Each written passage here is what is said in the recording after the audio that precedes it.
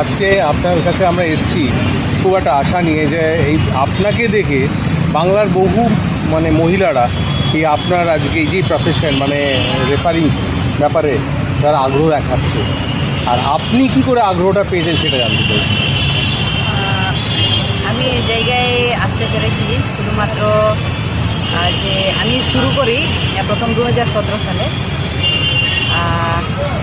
Gopiballavpur referee একাডেমিতে। সেখানে প্রথম আমাদের ওমেন রেফারি একাডেমি চালু হয় এবং তখন প্রেজেন্ট ছিলেন আমাদের কর্নেল গৌতম স্যার, এখনও আছেন উনি। লকডাউনের সূত্রে ওই একাডেমিটা বন্ধ হয়ে যায়।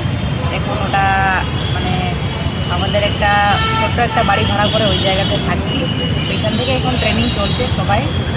আর আমি বলতে গেলে আমরা লকডাউনের সময় আমার মতন আরও একাডেমিতে অনেক মেয়ে আছে, তারাও খুবই সমস্যার কারণে এখন বিভিন্ন জন ছেড়ে দিয়েছে, আর কিছু জন আবার এখনও কন্টিনিউ করছে। ওই একাডেমি থেকে এখন আমরা 5 জন জাতীয় স্তরের ওমেন আমার ডিস্ট্রিক্ট হচ্ছে ঝাড়গ্রাম ডিস্ট্রিক্ট। ওখান থেকে আমরা ওই একাডেমি থেকে আমরা 5 জন জাতীয় স্তরের ওমেন রেফারি হয়েছি। আমি এই সালেই প্রথম হয়েছি জাতীয় স্তরে। আর আমার থেকে আগে আরও 4 জন ওরা হয়েছে। 2022 সালে একজন হয়েছে মাহিতুদু, 2023 সালে হয়েছে মণিকিলারি, সোনামণি মুর্মু এবং সন্ধ্যারানা। আর নেক্সট আমি এবারে হয়েছি। তো খুবই সমস্যার মুখোমুখি হতে হয়েছে এই জায়গায় আসতে, এবং চাইবো আমার থেকে আরও যারা এখনও করছে ওরাও যেন ফোকাসটা ঠিক রাখে এবং তাদের লক্ষ্য যেন স্থির থাকে সেই জায়গা অ্যাচিভ করা। এটাই বলবো। অনেক বাধা বিপত্তি আসবে সবার লাইফে, যারা সাকসেস হয়েছে তাদের পিছনে অনেক স্ট্রাগল আছে, আর সব আমার মধ্যেও আছে, আরও অনেকজনের মধ্যে যারা সাকসেস হয়েছে তাদের মধ্যেও আছে। তো আমি চাইবো যে ওই জায়গা থেকে যেন না ভেঙে পড়ে, ফোকাস ঠিক রাখে এবং নিশ্চয়ই সেই জায়গাতে অ্যাচিভ করতে পারে। তো আপনি সারা মাঠ জুড়ে আপনাদের তো একটা প্লেয়ারের মতন সেই 45 মিনিট সেই আপনার এই বারপোস্ট থেকে ওই বারপোস্ট দৌড়ে ছুটে বেড়াতে হয়, একইভাবে সেই বলের দিকে তাকিয়ে এবং বুটের দিকে পায়ের দিকে তাকিয়ে যে দৌড়তে হয়। এই যে আপনারা এতটা সময় দেন, শরীর দেন, তো আপনার কোনো সময় মনে হয় না যে এর চেয়ে তো বরং ফুটবলার হলে খুব তাড়াতাড়ি আমার একটা উন্নতি বা আমার একটা স্থায়ী ব্যাপার যেটা দেখতে পারতাম? এই আফসোসটা কি কোনো দিন হয়, নাকি প্রত্যাশাই ছিল যে আমি রেফারি করাবো?